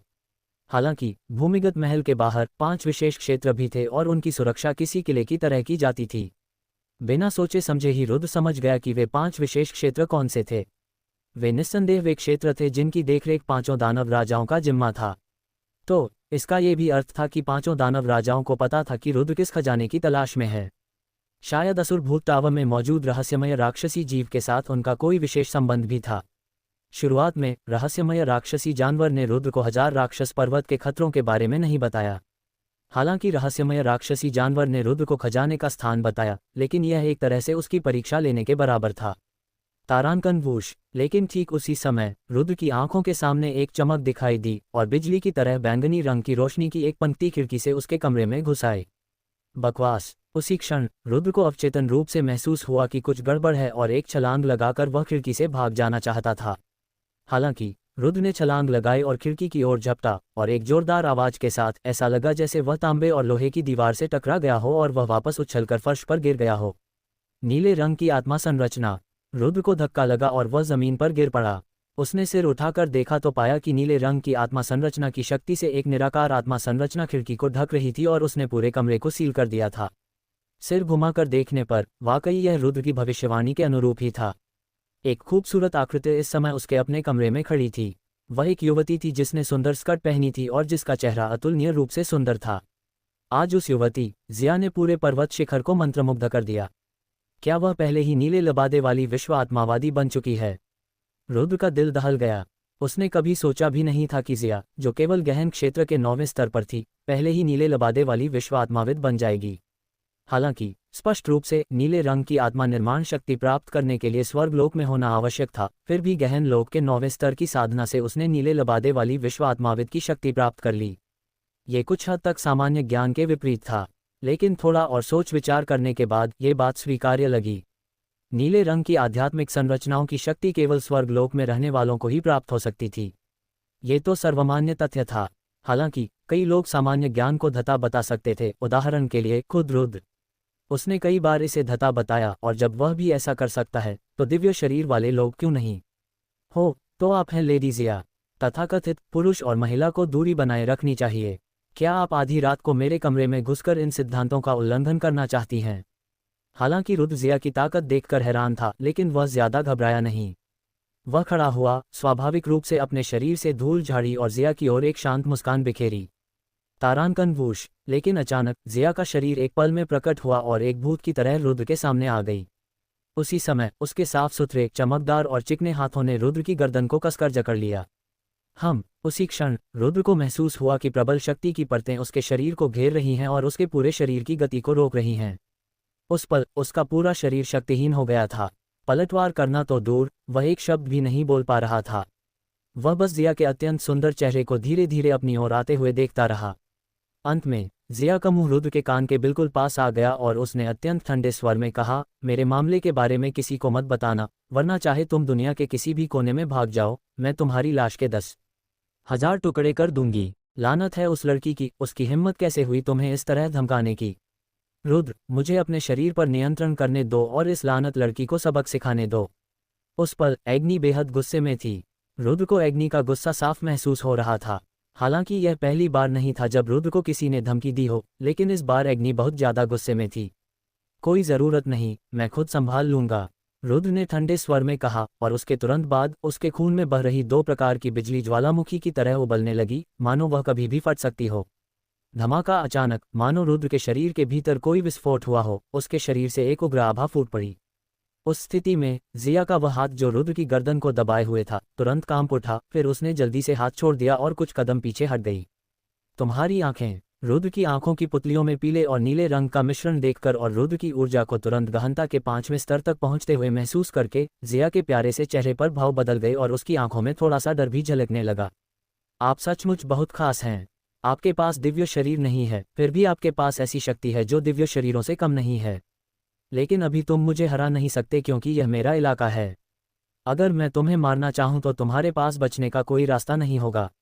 लेकिन आपको डरने की जरूरत नहीं है, मैं आपको नहीं मारूंगा। मुझे बस उम्मीद है कि आप इस राज को गुप्त रखेंगे और किसी को भी मेरे इस खास शरीर के बारे में पता नहीं चलने देंगे। साथ ही मैं ये भी सुनिश्चित करूंगा कि मैं आपका रहस्य किसी को भी न बताऊं। मैं किसी को भी यह नहीं बताऊंगा कि आप एक विलक्षण व्यक्ति हैं जिनके पास विचित्र शक्तियां हैं। जिया ने बेहद कोमल स्वर में बात की, मानो वह कीमत को लेकर मोलभाव कर रही हो। साथ ही उसकी चमकदार बड़ी आंखें भी सावधानी से रुद्र को घूर रही थीं, मानो वह उसकी किसी भी हरकत से डर रही हो, क्योंकि वास्तव में वह उसे समझ नहीं पा रही थी। हालांकि रुद्र की वर्तमान 2 पुतलियां बहुत ही विचित्र थीं, लेकिन उस दिन रुद्र के शरीर से निकली काली शक्ति की तुलना में उनमें बहुत बड़ा अंतर था। वह जानती थी कि रुद्र अपनी असली शक्ति का उपयोग नहीं कर रहा था, और अंधकार की शक्ति ही वह थी जिससे वह भयभीत थी। रुद्र ने जिया पर ध्यान नहीं दिया। उसने पहले अपनी गर्दन खुजलाई और फिर जिया की ओर देखकर कहा, तुम अभी जानबूझकर मेरी परीक्षा ले रहे थे, है ना? अगर मुझ में प्रतिरोध करने की शक्ति नहीं होती तो क्या तुम सीधे मुझ पर हमला करके मुझे मार डालते? ये शब्द सुनकर जिया की आंखें सिकुड़ गईं और उसने रुद्र को कोई जवाब नहीं दिया। वह सीधे खिड़की की ओर चली गई और फिर पीछे मुड़कर बोली, मेरी बात याद रखना। अगर तुमने मेरा राज खोलने की हिम्मत की तो यकीन मानो तुम्हारी मौत बेहद दर्दनाक होगी।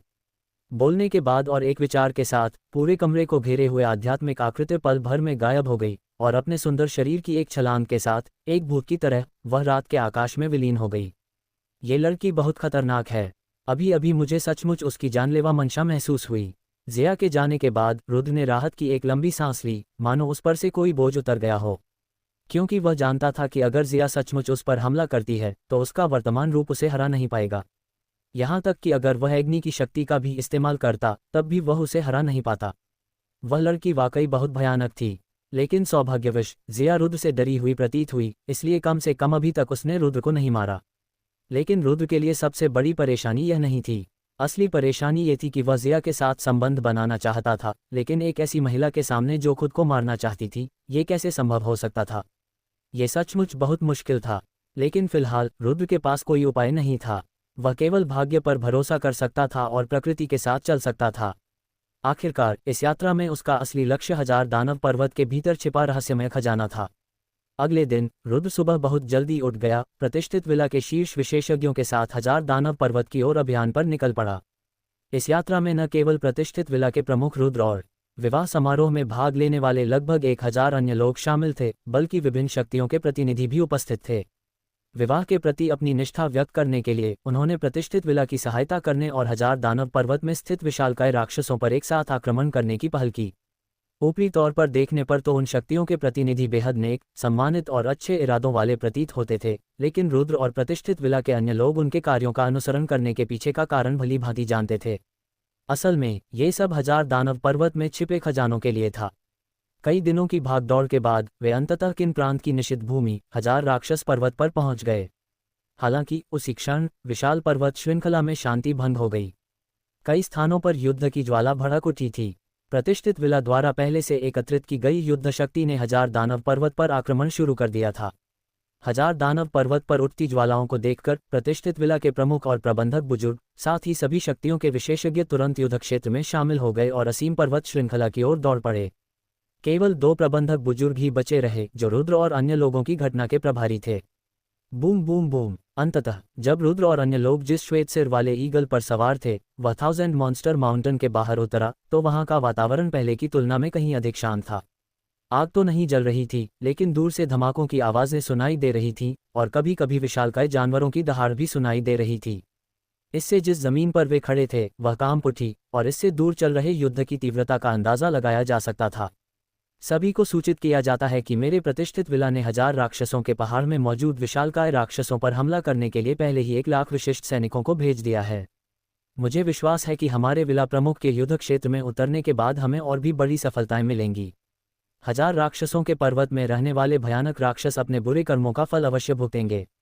हालांकि इस समय ये विशालकाय जीव दलिया की तरह उलझे हुए हैं, फिर भी इस हजार राक्षसों के पर्वत में लाखों की संख्या में ये विशालकाय जीव मौजूद हैं। इसलिए भले ही आप सभी अपेक्षाकृत सुरक्षित क्षेत्र में प्रवेश करने जा रहे हों, लापरवाही न बरतें, क्योंकि आपको क्रूर और निर्दयी राक्षसी जीवों का सामना करना पड़ेगा। ये भी संभव है कि आपको जानलेवा खतरों का सामना करना पड़े। विला के मुखिया के शब्दों की तरह हम आपको सलाह देते हैं कि हजार राक्षसों के पहाड़ में उनसे मिलने के बाद उन भयानक राक्षसों को मार डालें। किसी को भी जीवित न छोड़ें, अन्यथा इसका खामियाजा आपको भुगतना पड़ेगा। प्रतिष्ठित विला के बुजुर्गों ने पहले उन्हें कुछ ऐसी बातें बताईं जिन पर उन्हें ध्यान देना चाहिए और फिर तुरंत बाद उन्होंने सभी को एक नक्शा दे दिया। वह नक्शा रुद्र के दिमाग में बने नक्शे से बिल्कुल अलग था। उसकी तुलना में वह बहुत सरल था और उसमें भूमिगत महल का स्थान भी दर्ज नहीं था। हालांकि नक्शे पर 2 क्षेत्रों को घेरा गया था। ये वे क्षेत्र थे जहां रुद्र और अन्य लोगों को 10 दिनों तक जीवित रहना था और उन्हें सबसे पहले उस क्षेत्र में पहुंचना था और 10 दिन बीतने के बाद ही उन्हें वापस लौटना था। और यही वह घटना थी जिसे उन्हें अंजाम तक पहुंचाना था। क्योंकि वहां 2 सुरक्षित क्षेत्र थे, इसलिए रुद्र और अन्य लोगों को भी 2 समूहों में विभाजित करने की आवश्यकता थी। दुर्भाग्यवश रुद्र, जितेंद्र, तारकेश और अन्य लोगों के समूह में ही था।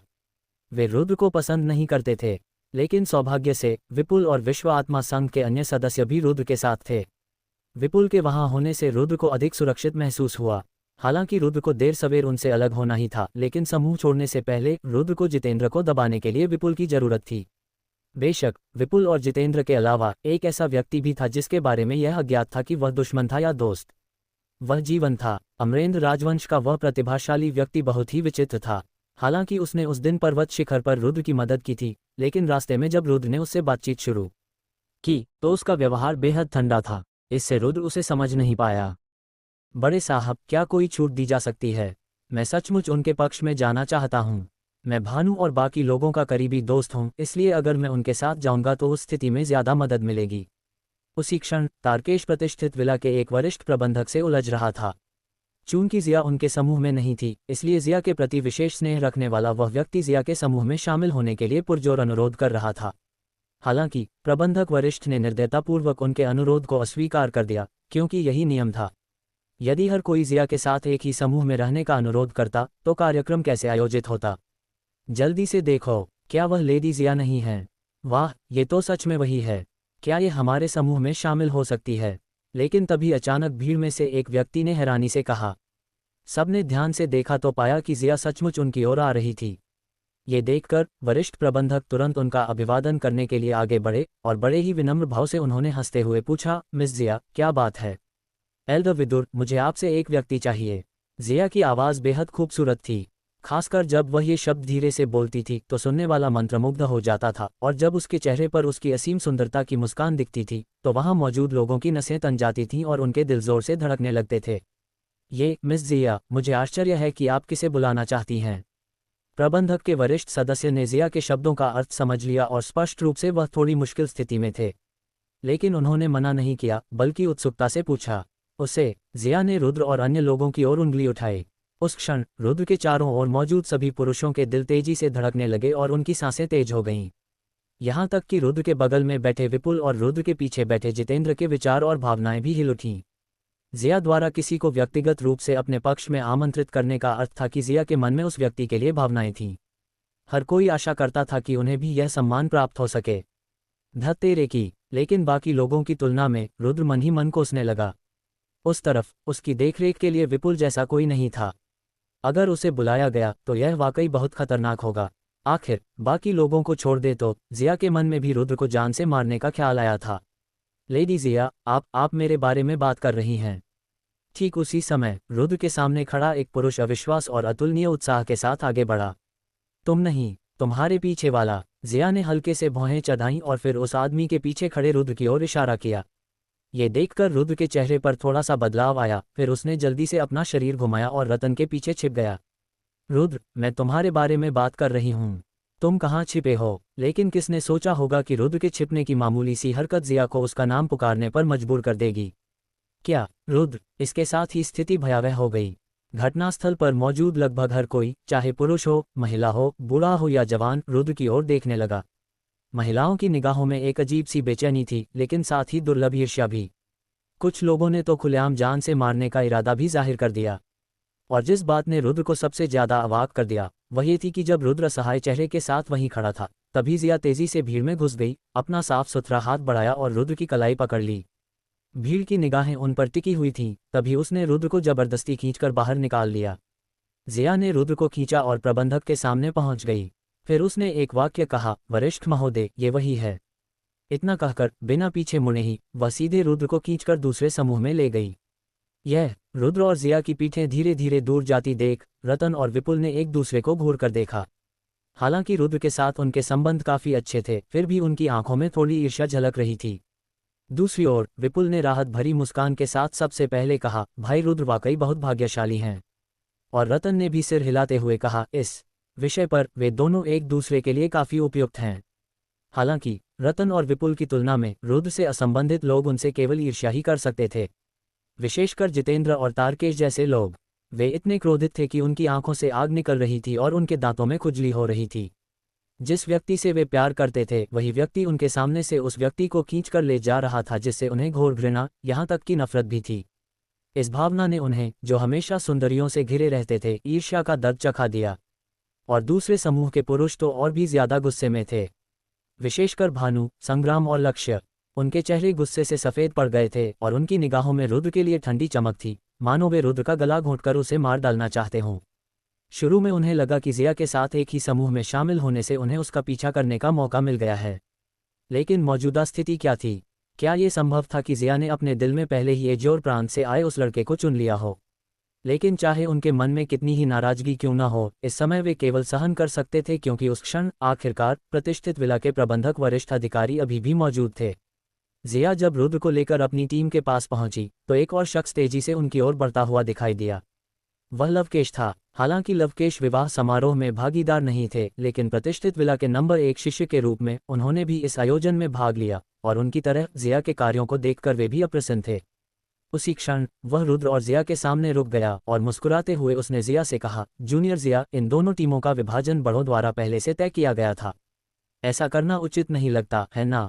हो लवकेश के अवरोध का सामना करते हुए ज़िया ने मीठी मुस्कान बिखेरी और फिर तुरंत कहा, बड़े ने इसे मंजूरी दे दी है, इसलिए आपको परेशान होने की ज़रूरत नहीं है। इसके बाद ज़िया ने लवकेश की परवाह न करते हुए सीधे रुद्र को खींचा और भीड़ में चली गई। ये देखकर लवकेश की आंखों में ठंडी चमक की एक झलक दिखाई दी। हालांकि उनकी नज़र ज़िया पर नहीं थी, उनकी नज़र रुद्र पर थी। मैं खत्म हो गया, मैं खत्म हो गया। इस लड़की ने मुझे धोखे से मार डाला। एक विश्व आत्मावादी होने के नाते उस समय रुद्र स्वाभाविक रूप से अपने शरीर पर केंद्रित घातक इरादों से भरी निगाहों को महसूस कर पा रहा था। उसे लगा कि इस बार ज़िया ने उसे धोखा दिया है। वह एक मुश्किल स्थिति में फंस गया और सभी पुरुषों का दुश्मन बन गया। फिर भी वह कुछ कर नहीं सकता था। उस छोटी सी सुंदर लड़की के सामने वह मना कैसे कर सकता था? इसके अलावा वरिष्ठ प्रबंधक भी सहमत थे, तो वह कैसे मना कर सकता था? लेकिन एक विचार के साथ रुद्र को लगा कि जब ऐसा हो ही रहा है तो क्यों न इस मौके का फ़ायदा उठाकर ज़िया को थोड़ा सा छू लिया जाए। इसलिए उसने अपने वस्त्र की आस्तीन हिलाए और ज़िया का हाथ अपनी कलाई से छुड़ाया, फिर तुरंत अपना हाथ आगे बढ़ाया और उसे पकड़ लिया। उसने सचमुच ज़िया के सफ़ेद हाथ को अपने हाथ में थाम लिया था। आप अपने छोटे से हाथ को कसकर पकड़े जाने का एहसास होते ही ज़िया का चेहरा बदल गया और उसने झट से अपना हाथ पीछे खींच लिया। रुद्र को गुस्से से घूरते हुए धीमी आवाज़ में कहा, यह मत सोचो कि मेरे मन में तुम्हारे लिए कोई बुरी भावना है। मुझे बस डर है कि दूसरों के साथ रहने पर तुम अपनी ज़बान पर काबू नहीं रख पाओगे।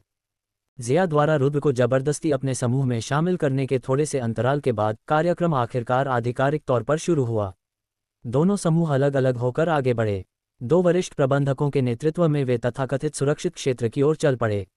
जिस समूह में रुद्र थी उसमें लगभग 500 पुरुष थे, लेकिन केवल 50 महिलाएं थीं। मार्ग का नेतृत्व करने वाले प्रबंधक और लवकेश के अलावा बाकी सभी पुरुष विवाह समारोह में भाग लेने वाले लोग थे। इसलिए भेड़िए तो बहुत थे लेकिन मांस बहुत कम था। वास्तव में भेड़िए तो बहुत थे लेकिन मांस न के बराबर था। ऐसी स्थिति में हर दिशा से आए युवा प्रतिभाशाली लोगों ने सौंदर्य विशेषज्ञों का स्नेह प्राप्त करने के लिए अपनी पूरी कोशिश शुरू कर दी। विशेषकर ज़िया। अनगिनत पुरुष उससे संपर्क करना चाहते थे, लेकिन जो भी उसके करीब आने की कोशिश करता, ज़िया उन्हें ठंडे लहजे में चिल्लाकर भगा देती। यहाँ तक कि जिन्हें प्रतिष्ठित निमंत्रण पत्र मिला था, जैसे संग्राम, भानु और लक्ष्य, वे भी अपवाद नहीं थे। जब उन्होंने वह दृश्य देखा तो प्रबंधक के बड़े अधिकारी भी असहाय होकर सिर हिलाते रह गए और हस्तक्षेप करने की हिम्मत नहीं कर पाए। हालांकि ज़िया ने दूर दराज के लोगों को ठुकराकर विवाह समारोह के विचार का विरोध किया, लेकिन जब तक वे उस महिला की विशेष स्थिति और उसके दानव जैसे शक्तिशाली दादाजी के बारे में सोचते रहे, जिनसे विला का मुखिया भी डरता था, तक प्रबंधक अधिकारी केवल देखते रह गए और कुछ नहीं कर सके। लेकिन हर चीज़ के कुछ अपवाद होते हैं। रुद्र भी ऐसा ही एक अपवाद था। हालांकि ज़िया अन्य पुरुषों से हजारों मील दूर रहती थी, फिर भी उसने रुद्र को अपने पास खींच लिया और रुद्र चाहकर भी जा नहीं सकता था। सबसे असहनीय बात यह थी कि लगातार कई बार असफल प्रयास करने के बाद रुद्र वास्तव में असभ्य होने लगा और उसने ज़िया से दोस्ती करने की कोशिशें शुरू कर दी, यहाँ तक कि कभी कभी ज़िया से कुछ छोटे मोटे फायदे भी उठाने लगा। इस वजह से दूसरों का उसे आगे तलाश करना असंभव हो गया। दरअसल संग्राम, भानु और लक्ष्य, वे तीनों जो स्वयं को स्वर्ग का गौरव मानते थे, रुद्र के आगे आ गए, उस रास्ते को रोक दिया जिस पर रुद्र और ज़िया चल रहे थे, रुद्र की ओर इशारा किया और गुस्से से चेतावनी दी। लड़के, तमीज़ से पेश आओ। लेडी ज़िया तुमसे कैसे प्रभावित हो सकती हैं? उसी क्षण ज़िया से अपने दिल की बात कह रहे रुद्र का चेहरा उतर गया। वह पहले तो कुछ कहना और कोसना चाहता था, लेकिन इससे पहले कि वह कुछ बोल पाता, उसके बगल में बैठी ज़िया ने ही बोलना शुरू कर दिया। तुम में से किसी को भी मेरे और रुद्र के बीच के मामलों में दखल देने की ज़रूरत नहीं है।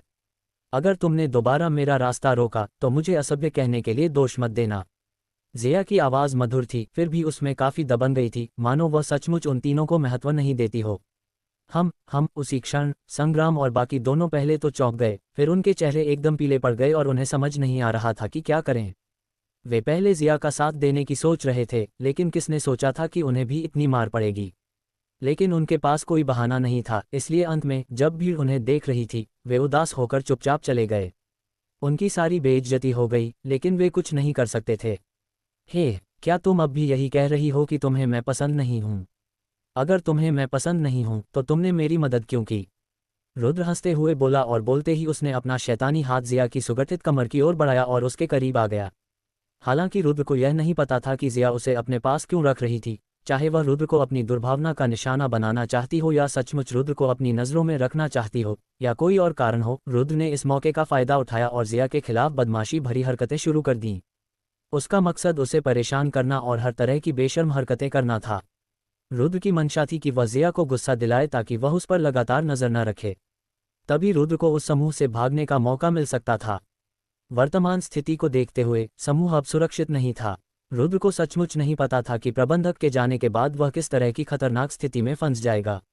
दूसरों की तो बात ही छोड़िए, यहाँ तक कि अथाह जिया भी एक बड़ा खतरा थी, इसलिए उसे तुरंत वहां से निकलना पड़ा। जैसे ही जिया को रुद्र का दुष्ट हाथ अपनी ओर बढ़ता हुआ महसूस हुआ, उसका चेहरा बदल गया और वह झट से उससे बच निकली। उसने रुद्र को घूरते हुए गुस्से से कहा, तुम यह मत सोचो कि तुम्हारा प्यार मुझे वापस मिल रहा है। मुझे बस किसी का मेरे काम में दखल देना पसंद नहीं है और मैं तुम्हारी कोई मदद नहीं कर रही थी। समझाते रहिए। सबसे अच्छा तरीका यही है कि इस तरह से समझाएं कि हर कोई इस पर विश्वास करे। मैं इस पर विश्वास नहीं करूंगी। मुझे अपने दिल में अच्छी तरह पता है कि पता नहीं कब तुम मुझसे बहुत प्यार करने लगे हो और अब खुद को मुझसे दूर नहीं कर सकते, इसलिए बेवकूफ़ी भरे बहाने बनाकर तुम मुझे अपने पास रखना चाहते हो। रुद्र ने अपने होठों के कोने पीछे खींचे और खिलखिलाकर हंस पड़ा। उसकी आंखें इतनी खुलेआम बेशर्मी से जिया के स्तनों को घूर रही थीं कि किसी को भी गर्व महसूस होता। उसका दिल उन्हें देखकर पिघल गया और वह अपनी जीभ बाहर निकालने और होंठ चाटने से खुद को रोक नहीं पाया। मैंने तुम्हारे जैसा बेशर्म इंसान पहले कभी नहीं देखा। अगर ऐसा न होता तो रुद्र के कारण जिया का छोटा सा चेहरा गुस्से से लाल हो गया और उसकी आंखों में क्रोध झलकने लगा। उसके मन में थोड़ी सी भी जानलेवा भावना थी, लेकिन वह क्षण भर के लिए ही प्रकट हुई और उसने उसे दबा लिया। अंत में उसने ठंडी सी सांस ली और तेजी से आगे बढ़ गई। हे, मैं देखना चाहूंगा कि तुम मुझे कितनी देर तक रोक सकती हो। रुद्र मुस्कुराते हुए अपनी बात मनवाने में कामयाब हुआ और उसके पीछे भागा। अरे लड़की, गुस्सा मत करो। अगर नहीं तो मैं तुम्हें खुश करने के लिए एक चुटकुला सुनाऊंगा। सुन नहीं रहा? अगर नहीं तो मुझे खुश करने के लिए कोई एक बात बताओ। चुप रहो। लोगों को लगता था कि रुद्र कुछ ऐसा हासिल करना चाहता है जो उसे कभी नहीं मिलेगा, फिर भी दूसरे लोग कुछ नहीं कर सकते थे क्योंकि वह रहस्यमयी थी। हालांकि उसने रुद्र के प्रति अधीरता दिखाई, लेकिन उसने रुद्र को अपने पास से जाने नहीं दिया। इससे ऐसा लगता था मानो वह खुद ही मुसीबत मोल ले रही हो। जब उन्होंने जिया को कभी कभार रुद्र को फटकारते हुए देखा तो कई लोगों का मन हुआ कि वे जाकर रुद्र को जिया के पास से हटा दें, लेकिन जैसे ही उन्होंने संग्राम, भानु और लक्ष्य के अंजाम के बारे में सोचा, उन्होंने वह विचार त्याग दिया। धिक्कार है। एजोर प्रांत के उस बदमाश में ऐसी क्या खासियत है कि वह लेडी जिया का दिल जीत सकता है? संग्राम गुस्से से दांत पीस रहा था। अनगिनत बार ऐसा कर चुका, वह कभी सोच भी नहीं सकता था कि एक गंवार बदमाश से हार जाएगा। कौन जाने जिया क्या सोच रही होगी। शायद वे कछुए की आंखों और हरी फलियों की तरह एक दूसरे से मेल खाती हों। भानु ने अपने होंठ सिकुड़े और उसी तरह उसके मुंह में खटास भर गई। नोट: अनुवाद करने में थोड़ी उलझन है, लेकिन इस अभिव्यक्ति का अर्थ है कि दोनों समान हैं, हालांकि नकारात्मक अर्थ में। मेरी समझ से तो ऐसा लगता है कि लेडी जिया को रुद्र पसंद नहीं है और वे दोनों पहले से एक दूसरे को जानते होंगे। शायद उनके बीच कोई ऐसा राज है जिसे दूसरे नहीं जान सकते। लक्ष्य ने अनुमान लगाया। अगर आपको समझ नहीं आ रहा है तो कुछ भी उल्टा सीधा मत बोलो। जिया उसके जैसे इंसान के प्यार में कैसे पड़ सकती है? लेकिन ठीक उसी समय तीनों लोगों के पीछे से अचानक एक अत्यंत बर्फीली ठंडी आभा निकली। जब उन्होंने सिर घुमाकर देखा तो पाया कि वह लवकेश था। योजक चिन्ह, योजक चिन्ह।